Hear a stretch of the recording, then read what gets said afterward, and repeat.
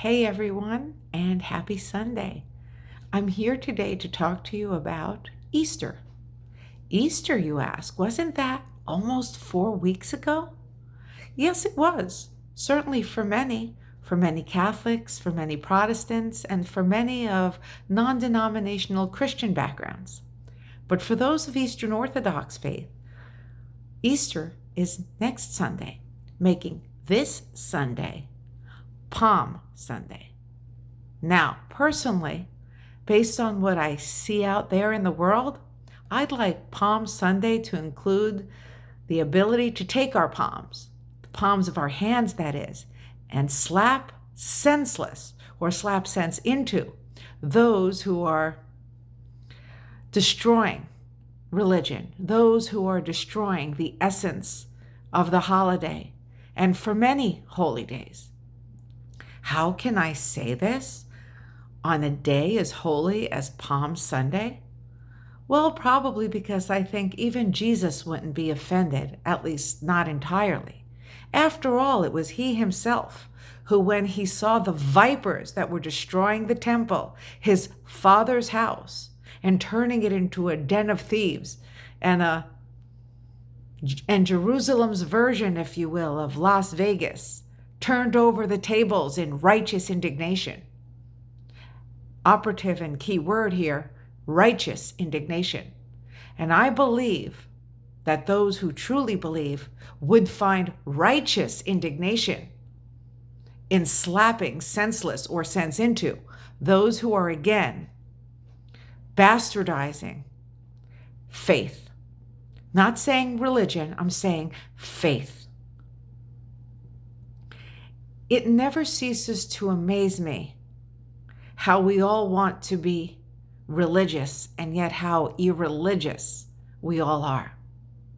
How so? Well, because we've taken the importance out of holy days.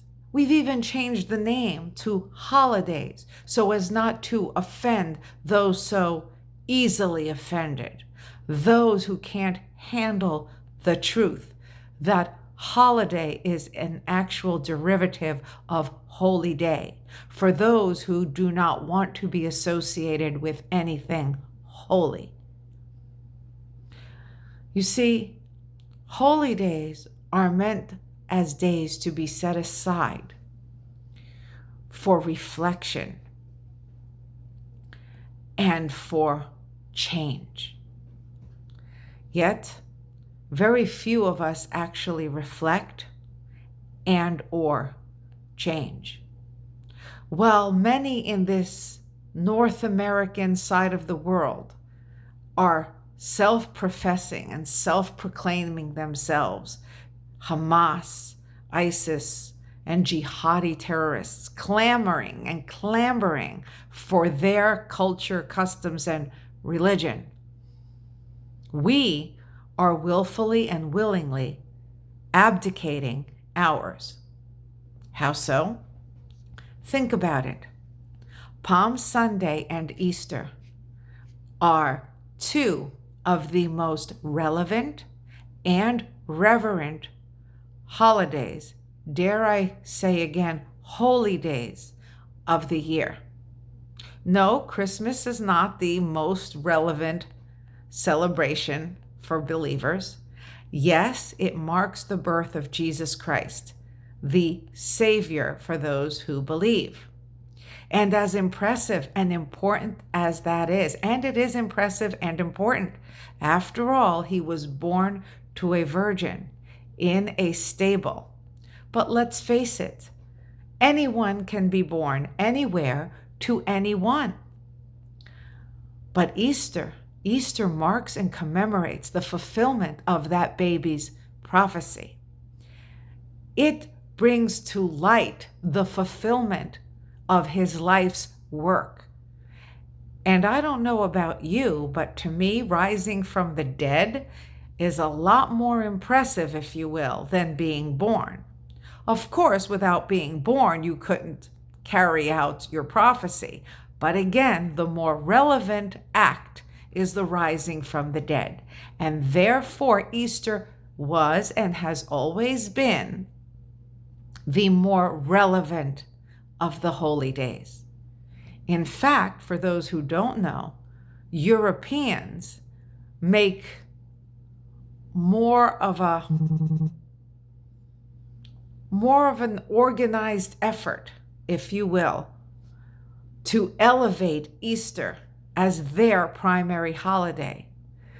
And it's a 3-day celebration going into Easter Monday, something most North Americans no longer abide by, adhere to, or even perhaps know about. Our main focus here in North America is Christmas. Why? Because financially it means business for big business. How can we avoid Christmas when Christmas essentially begins in August, when stores across the globe, at least across the globe in North America, start putting up their Christmas trees? And by September, we're looking at Christmas ornaments and all the other Christmas accoutrements. Yet even Christmas has lost its meaning. It's now mostly about a mad dash to the mall last minute to buy an obligatory gift rather than gifting someone from our heart, the way Christ was gifted from the hearts of the wise men and others who came to see this blessed baby. Gifts with meaning. Gifts perhaps that friends and family wouldn't buy for themselves. Things they may want but can't afford. Beautifully wrapped and adorned to make the receiver feel special and feel anticipation for opening that gift rather than just shoving it in a bag and under a tree. The same holds true for Thanksgiving. Although not a religious holiday per se, the Pilgrims, who were Puritans and religious people at their essence, devised and designed the holiday to give thanks. The core essence of Thanksgiving is not to gorge ourselves, but to give thanks for the blessings and the abundance that the mastermind, God, gave us. Our health, newfound land, and food on our table. And we are also to be thankful for those sitting around our table. And today, however, we have lost the meaning, giving thanks only for material things, often complaining about having to cook for too many people at our table, rather than appreciating how many people we are blessed to have at our table. Easter is another one of those holy days that commands and demands an elaborate celebration full of pomp and circumstance. For the Europeans, for those of Eastern Orthodox faith, it is, and it should be. In fact, it should begin 40 days before Easter with the advent of Lent. And although Christ became the lamb to the slaughter for us, it does not negate the need for fasting. While many would claim otherwise, and I don't disparage them, because Christ, in fact, did take that burden from us.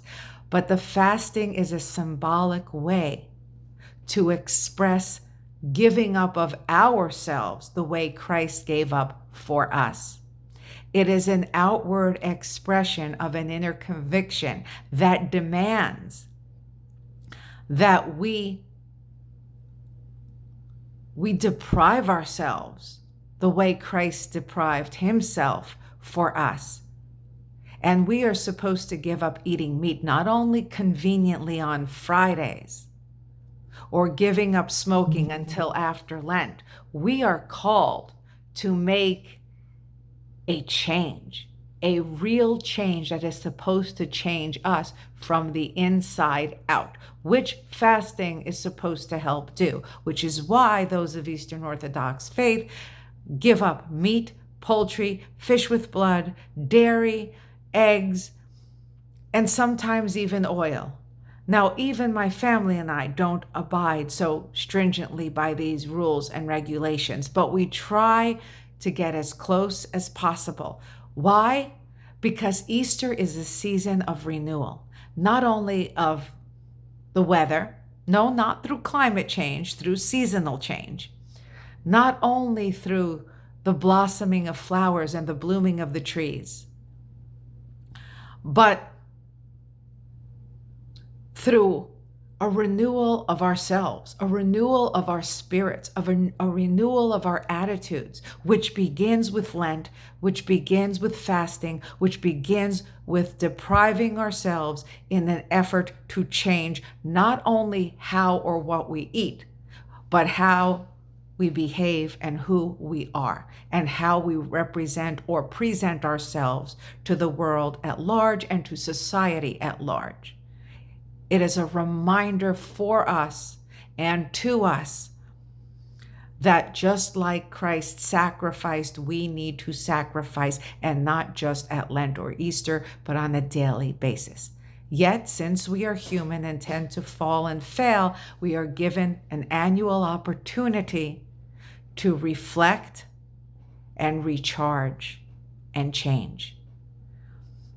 Still, we have modernized even this core element of our belief system. Today, we conveniently pick and choose what we want to give up and for how long. We are simply doing the bare minimum because minimalism has become the new normal. When I was a child, Easter meant Easter parades and a new dress and a new suit and lots of fanfare, Easter egg hunts and games outside, jelly bean rolls and Easter baskets for all the kids filled with chocolate bunnies and a whole host of other goodies. It meant going to midnight mass and singing Christ is risen till 12 o'clock at night and gathering back at someone's home at 1 a.m. for a repast of Easter cookies and tripe soup and other goodies that we've abstained from for 40 days. It was a call to duty, not only to dye eggs and to make a beautiful feast, but to gather with as many friends and family as possible to rejoice in what the holy day had to offer. I look around at churches today and the pews are filled with mostly people my age and older. There are very few young people who care to be involved, and those that are only go for high holy days. But at least they're there. It's hard for children to understand the essence of who they are, their background, their culture, their traditions.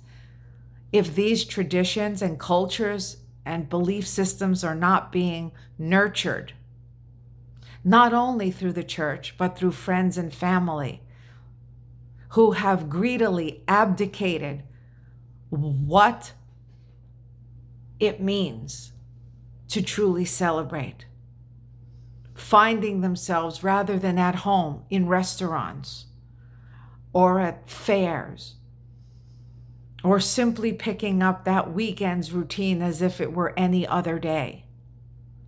Holidays or holy days were meant to be days to be singled out, to be significantly different, to create memories and to build traditions and to foster culture, not only for the elders, but for the children, to be the foundation of families, and to bring those traditions to other friends and families so that they can learn from us and we can learn from them.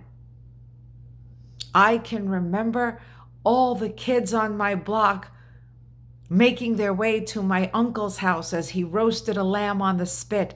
Everyone was welcome, whether they were formally invited or not. There was the cracking of the eggs, and God knows how many eggs we've ruined to see who would win. And those who are of Eastern Orthodox faith will know exactly what I'm talking about. The women baked cakes and pastries and pies while the men were out roasting the lamb on the spit and entertaining the kids. Kids in droves, cousins, nieces, nephews, and as I mentioned, children from the local community or the block. It was a fun event for all that went well into the wee hours of the morning, because no one was too lazy. No one frowned upon having too many people at their house. Like at Christ's table, all were welcome with open arms.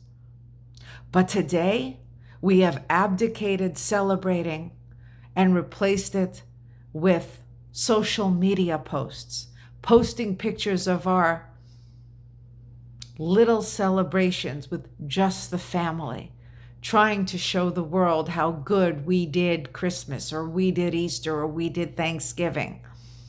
And yet our homes are empty, our tables are bare, and our children's lives are also empty and bare. They don't know what it is like to forge lifelong friendships and bonds with family members and extended family members because they're just not given that chance. No one wants to take on the burden of cooking and decorating and hosting and spending the money. Everyone complains how tired they are, how much work it is, how expensive it is. We are living very lonely lives, and that is not what Christ went to the cross for.